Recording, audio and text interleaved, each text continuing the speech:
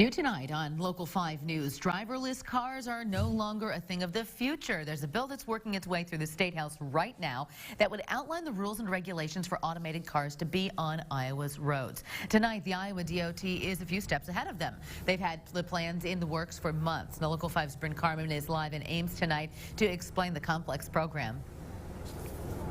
It's still in its initial stages, but one day in Iowa, you're going to be able to get in your car and it's going to be pretty much automated and drive for itself to a certain extent. Now, this is cutting edge technology and it's constantly changing, but the DOT is excited to be taking on this challenge and all it could bring to future drivers here in Iowa. They're already rolling out plans to be automated ready, which means assessing the roads and signs to see if they would work for this kind of transportation. The DOT is doing tons of research and meetings with other states who've been a pioneer in this field, like California, and talks with companies who are making these kinds of vehicles. Most likely a human operator is still needed in the car, but wouldn't necessarily steer or accelerate. It sounds pretty convenient, but it's also designed to be more efficient and will hopefully improve safety on the roads.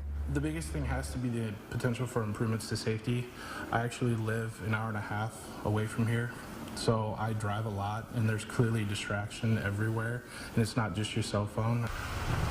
The DOT doesn't have any automated cars yet, but they are working with one up at the University of Iowa. And tonight at 10, we are going to be talking to that gentleman who has this car and is working on what it could bring for future drivers here in Iowa. Of course, it's going to take years before this becomes a reality, but that's the fun of it. The planning starts now, and then it will help people in the generations to come. More on this story coming up tonight at 10. For now, we're live in Ames. Brynn Carman, Local 5 News. We are Iowa.